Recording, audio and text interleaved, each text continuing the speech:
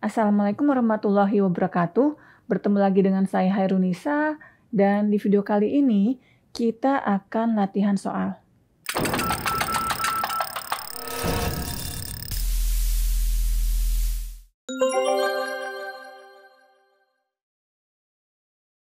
Pada latihan soal kali ini, kita akan menentukan mode-mode propagasi gelombang yang merambat pada bumbung gelombang rektanguler.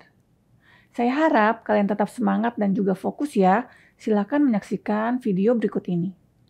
Sekarang kita lihat, misalkan ada soal yang menyatakan ada bumbung gelombang dengan dimensi A sama dengan 5,08 cm dan B 2,54 cm.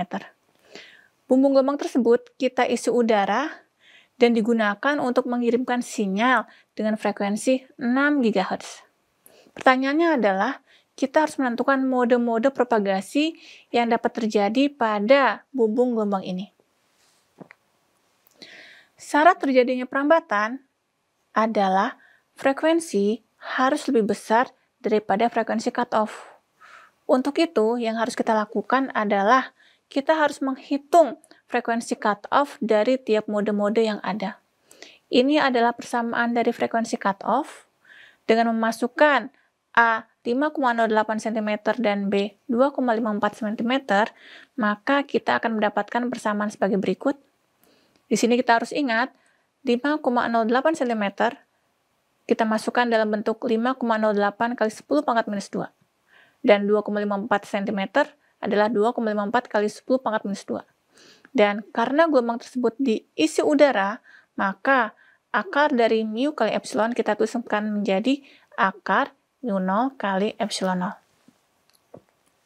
Selanjutnya, kita hitung harga frekuensi cutoff untuk berbagai nilai m kecil dan n kecil yang terlibat. Contohnya, jika m adalah 1 dan n kecil adalah 0, maka frekuensi cutoff yang kita dapatkan besarnya adalah 2,953 GHz. Jika m-nya 0 dan n-nya adalah 1, maka frekuensi cutoff yang kita dapatkan adalah 5,906 GHz. Selanjutnya, kalau frekuensi cutoff untuk mode 11, maka akan kita dapatkan harganya adalah 6,6 GHz. Dan kalau frekuensi cutoff untuk mode TE20 akan kita dapatkan harga frekuensi cutoff-nya yaitu 5,906 GHz. Terus kita hitung, di mana dari perhitungan ini dapat kita lihat bahwa mode yang dapat merambat adalah mode harga frekuensi cutoff-nya kurang dari frekuensi kerja. Berarti mode TE10 dapat merambat, mode TE01 juga dapat merambat, mode TM11 maupun TE11 tidak dapat lewat karena frekuensi cutoff-nya lebih tinggi daripada frekuensi operasi. Selain itu, mode TE20 juga dapat merambat.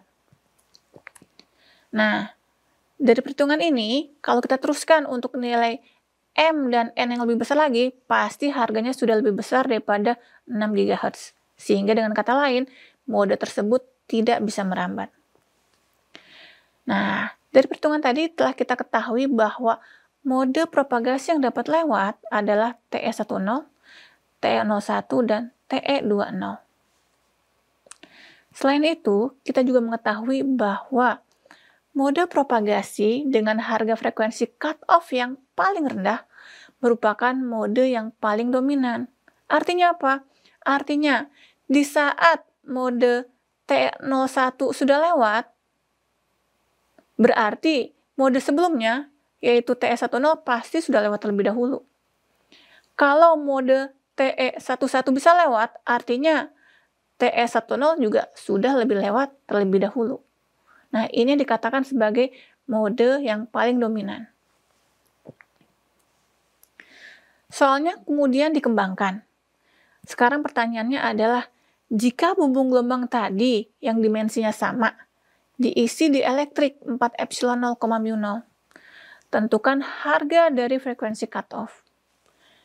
Kita tinggal menggunakan persamaan ini, di mana sekarang perbedaannya hanya terletak di adanya angka 4 epsilon r di sini. Kemudian kita hitung nilai frekuensi cutoff untuk berbagai nilai m kecil dan n kecil. Di sini akan kita dapatkan untuk mode TE10, frekuensi cutoff-nya menjadi seperduanya, yaitu menjadi 1,477 GHz.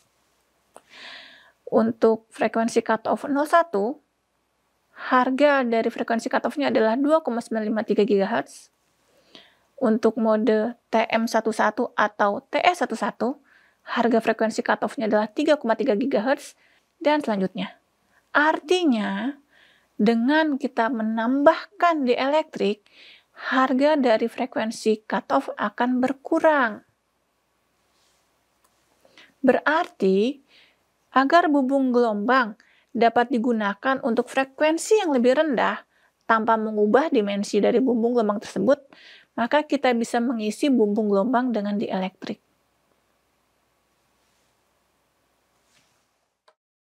Dari video tadi, kita telah melihat bagaimana cara menentukan mode-mode propagasi yang dapat merambat melalui bumbung gelombang rektanguler. Dan juga kita mengetahui bahwa dengan memberikan dieelektrik ke dalam bumbung gelombang, maka kita bisa menurunkan nilai dari frekuensi cutoff pada bumbung gelombang tersebut. Artinya, bumbung gelombang dapat digunakan untuk frekuensi yang lebih rendah. Nah, untuk video berikutnya, kita masih latihan soal untuk menentukan mode propagasi pada suatu bumbung gelombang. Terima kasih atas perhatiannya. Jangan lupa untuk like and subscribe. Assalamualaikum warahmatullahi wabarakatuh.